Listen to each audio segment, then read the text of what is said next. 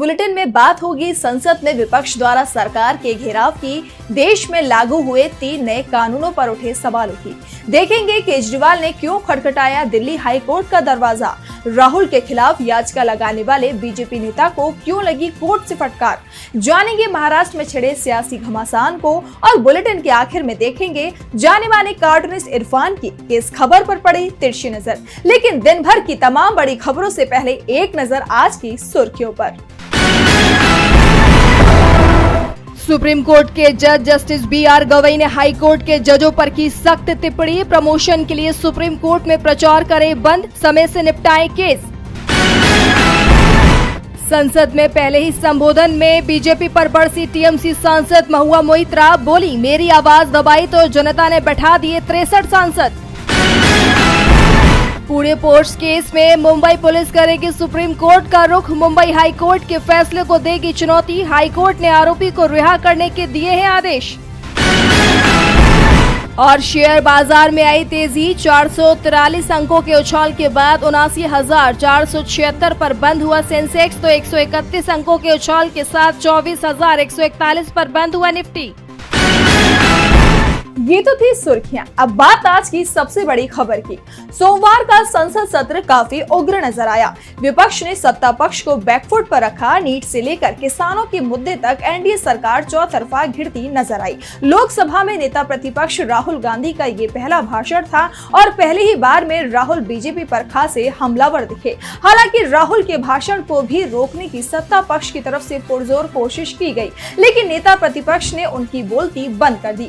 वही राज्यसभा में नेता विपक्ष मल्लिकार्जुन खड़गे ने पीएम मोदी समेत एनडीए सरकार को घेरा। तो कैसे संसद में सरकार की बोलती हुई बंद, देखिए ये रिपोर्ट। संसद सत्र के छठे दिन एनडीए सरकार पर विपक्ष काफी हमलावर नजर आया। लोकसभा की कार्यवाही शुरू होते ही नेता विपक्ष राहुल गांधी ने नीट का मुद्दा उठाया, लेकिन एक बार फिर स्पीकर ने ये मांग ठुकरा दी, जिसके बाद विपक्ष ने सदन से वॉकआउट कर दिया। लोकसभा में विपक्ष को अपना मुद्दा रखने की भले ही इजाजत नहीं मिली, लेकिन राज्यसभा में नेता विपक्ष मल्लिकार्जुन खड़गे ने तथ्यों समेत अनेक मुद्दों पर एनडीए सरकार पर हमला बोला। खड़गे ने नीट का मुद्दा उठाते हुए कहा कि वैसे तो आप लोग कहते हैं कि मोदी है तो मुमकिन है, लेकिन आप पेपर लीक तक नहीं रोक पाए। खड़गे ने मामले में सुप्रीम कोर्ट में जांच की मांग की।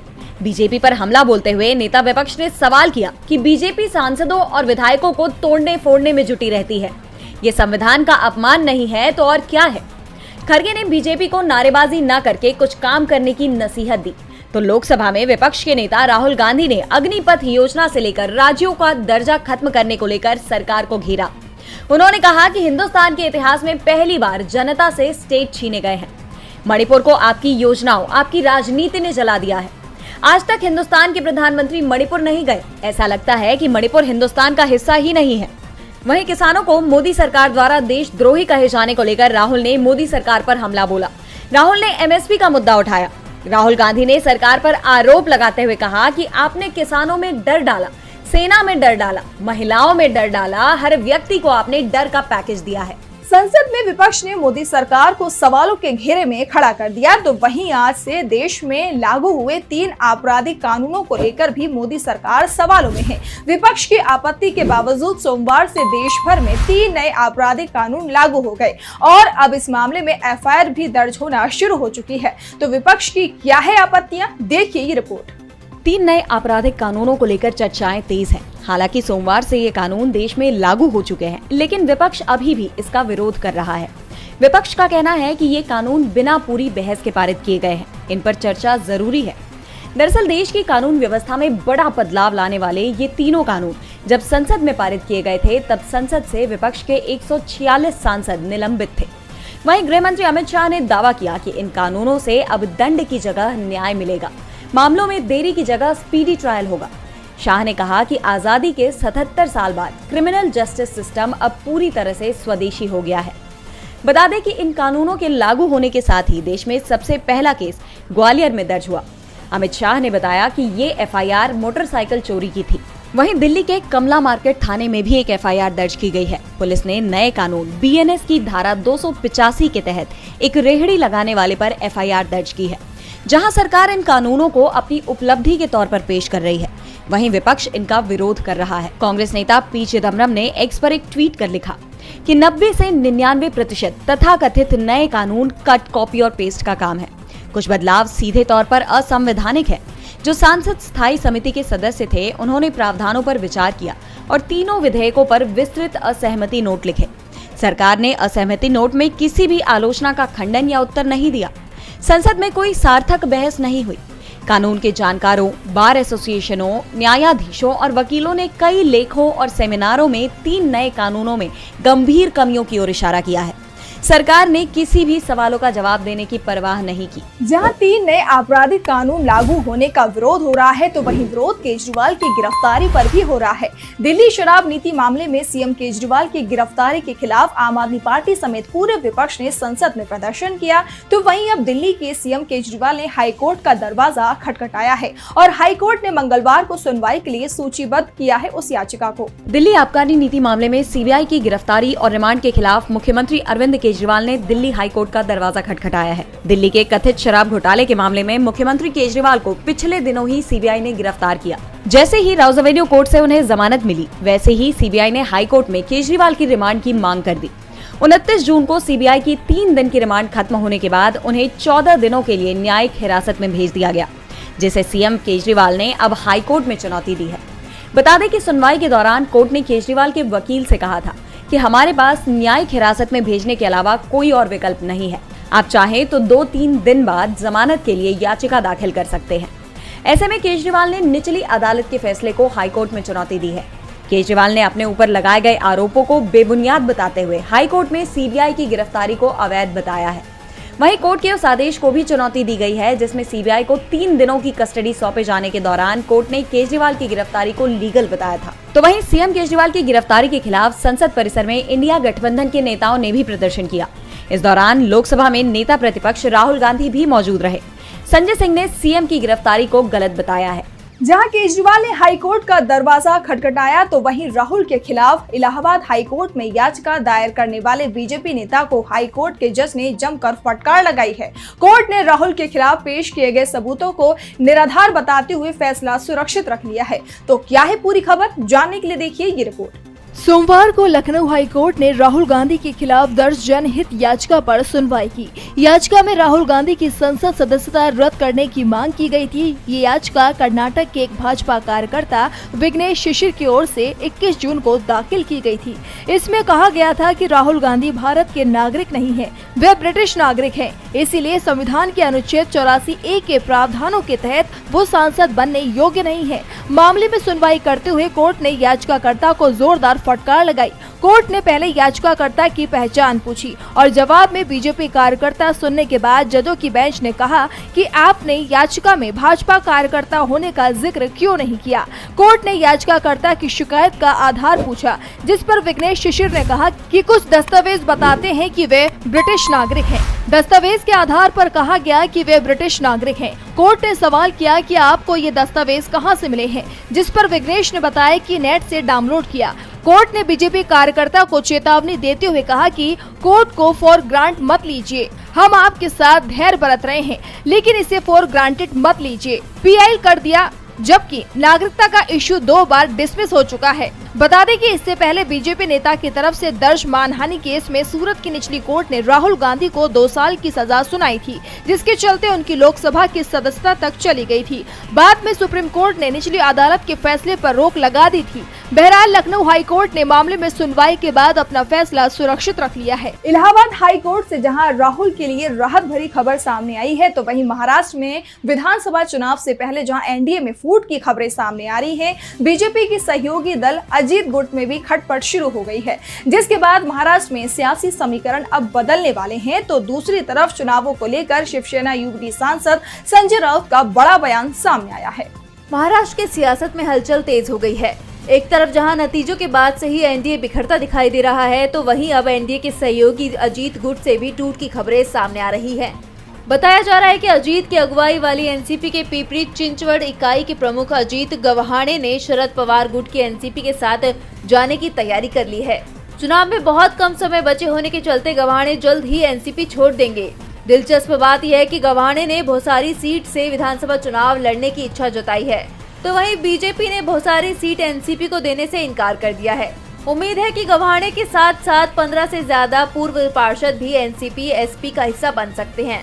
खबरों के मुताबिक गवाणे और पूर्व पार्षदों का एक समूह शनिवार को शरद पवार के पुणे स्थित आवास पर मिलने पहुंचा था। हालांकि उन्होंने इस बात को नकार दिया है। तो वहीं महायुति गठबंधन की दूसरी वर्षगांठ पर शिवसेना सांसद संजय राउत ने बड़ा हमला बोलते हुए सरकार गिरने की बात कही है। संजय राउत ने निशाना साधते हुए कहा कि मैंने आज विज्ञापन देखा और विज्ञापन से पता चला कि चोरों और बदमाशों की सरकार ने महाराष्ट्र में 2 साल पूरे कर लिए हैं। ये 2 साल धोखाधड़ी के हैं। महाराष्ट्र की सत्ता में बैठी धोखेबाज सरकार के पास जीने के लिए 2 या 3 महीने हैं। लोकसभा चुनाव में जनता ने इस सरकार को नकारा और विधानसभा चुनाव में इस सरकार को हार का सामना करना पड़ेगा। महाराष्ट्र में एनडीए मुश्किल में दिख रहा है तो बीजेपी के सहयोगी दल उसकी परेशानी को और भी ज्यादा बढ़ाते दिखाई दे रहे हैं। बिहार की सत्ताधारी जेडीयू की तरफ से विशेष राज्य का दर्जा और विशेष पैकेज की मांग की गई है। इसके बाद अब टीडीपी ने भी बड़ी मांग कर दी है, जिससे मोदी सरकार परेशानी में नजर आ रही है। पिछले दिनों जेडीयू की राष्ट्रीय कार्यकारिणी की बैठक हुई। इस दौरान बिहार को विशेष राज्य का दर्जा देने की मांग उठाई गई थी। वहीं अब आंध्र प्रदेश को भी विशेष राज्य का दर्जा देने की मांग उठने लगी है।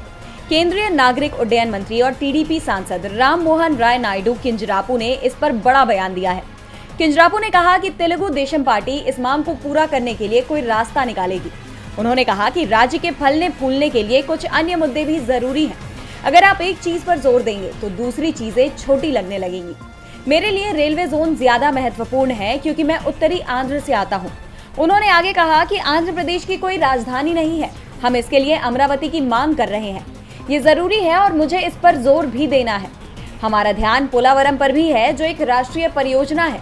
पिछले 5 साल में इसमें कोई प्रगति नहीं हुई है, लेकिन जब आप एक मुद्दा उठाते हैं तो ये काफी हद तक राजनीतिक हो जाता है। अब देखा जाए तो केंद्र में जेडीयू और टीडीपी के सहारे सरकार चल रही है। ऐसे में बिहार और आंध्र को विशेष राज्य का दर्जा देने की मांग तेज होने लगी है और अब देखना होगा कि नरेंद्र मोदी अपने सहयोगी दलों की इस मांग को पूरा करते हैं या नहीं, क्योंकि अगर ये मांग पूरी नहीं होती है तो काफी हद तक संभावना है कि दोनों ही पार्टियां अपना समर्थन वापस लेकर केंद्र की सरकार को गिराने का दमखम रखती हैं। नरेंद्र मोदी मुश्किल में दिख रहे हैं, सहयोगियों के दबाव में हैं, तो दूसरी तरफ नीट मामले ने भी बीजेपी की परेशानी को और भी ज्यादा बढ़ा दिया है।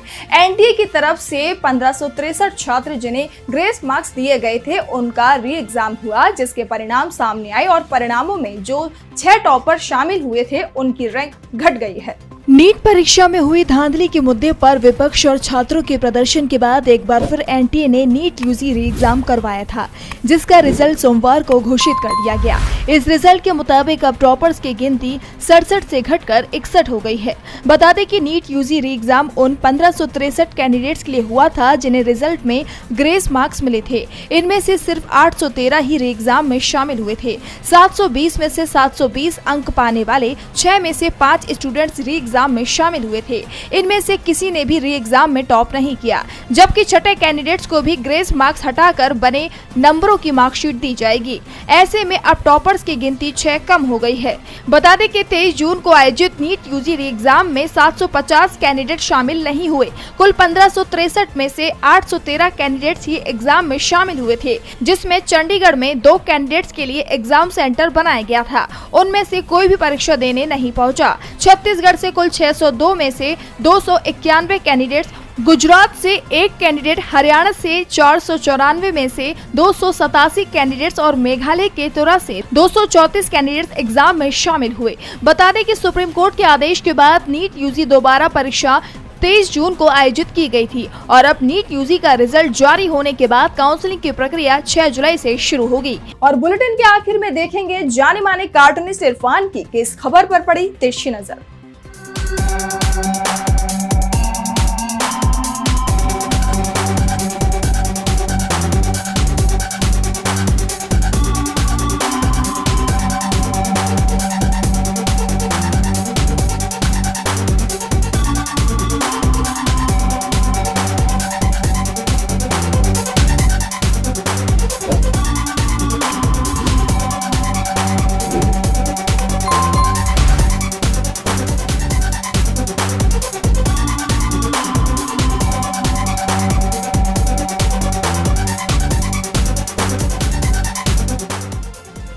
यूपी में अब डबल इंजन की जगह सिंगल इंजन की पुष्टि हो गई है।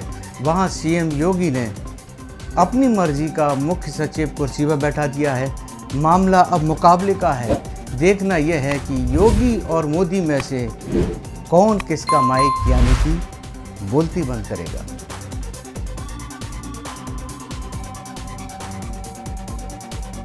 आज सोशल मीडिया से लेकर आपके चलते फिरते जीवन में भी पत्रकारिता के बुरे दौर की चर्चा होती है, क्योंकि जिन लोगों पर सूचना देने की जिम्मेदारी है वो आपके लिए नहीं बल्कि कॉरपोरेट और सरकारों को फायदा पहुंचाने में लग गए हैं। विज्ञापन मॉडल को खारिज कर आप इस बीमारी को दूर कर सकते हैं और अपने नारे को बुलंद कीजिए। मेरे खर्च पर आजाद है खबरें।